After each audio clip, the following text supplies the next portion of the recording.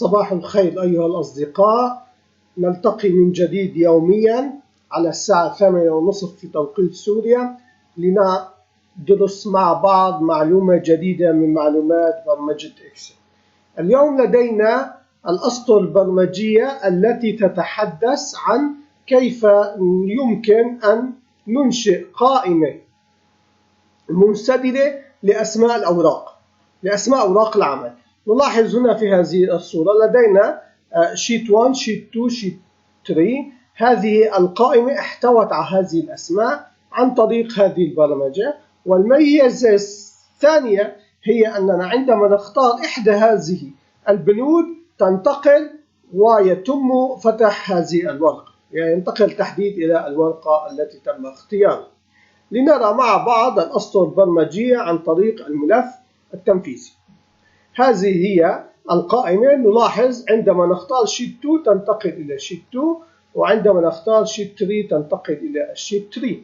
أما البرمجة الموجودة فهي هذه الأسطر البرمجية التي تعالج فكرتين. الفكرة الأولى هي عند تغيير في القائمة، فإذا إننا الآن سوف نلاحظ التغيير الذي يتم في القائمة. نقول إذا الليست بوكس قيمتها كانت تساوي الفراغ فإذا أنهي البرمجة، أما غير ذلك فأخذ وانتقل إلى الشيت ورك شيتس التي تحتوي اسمها من قائمة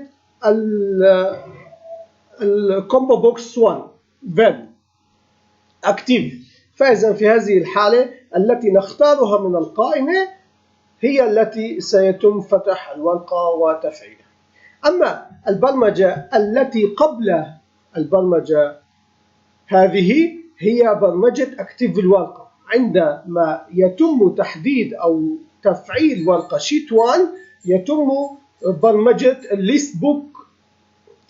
فنقول نحن بالمتغير W أنها تأخذ ورك شيت، ونقول الكومبو بوكس 1 كلير امسح محتوياته، ونصنع حلقة. في هذه الحلقة تقول أننا أي ورقة موجودة في الملف الإكسل يجب أن يعطى اسمها إلى كومبو بوكس add item W name، وننهي النكست بالحلقة، وتجول الحلقة إلى أن ننتهي من عدد الأوراق الموجودة في هذا الملف. فإذا في هذه الحالة كومبو بوكس 1 تحتوي على أسماء الأوراق الموجودة في ملف إكسل، ثم عندما نختار إحداها ننتقل ونحدد هذه الورقة. شكرا لمتابعة. لم يتم التنفيذ، آسف. هنا عندما نختار نلاحظ أنها انتقلت، وعندما الآن سوف نفعل شيت 1 نلاحظ تم تفعيل شيت 1، يتم مسح محتوياتها، وثم الآن يتم تحديد وتفعيل الأدوات الجديدة.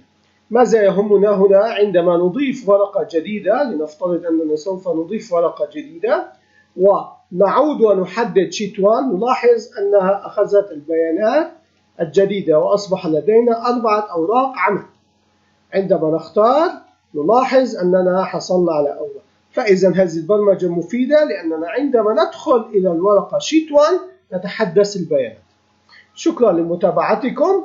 نلتقي كل يوم إن شاء الله في معلومة جديدة.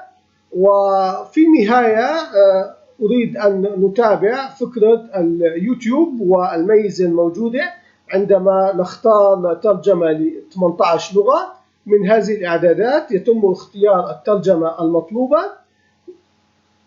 وبهذه الحالة نحصل على اللغة المطلوبة، أو نختار لغة غير ال 18 عن طريق ترجمة تلقائية. ولدينا 140 وأكثر من 140 لغة موجودة بواسطة اليوتيوب. نلتقي غدا إن شاء الله في برمجة جديدة ومفيدة لنا ولكم بأمان الله.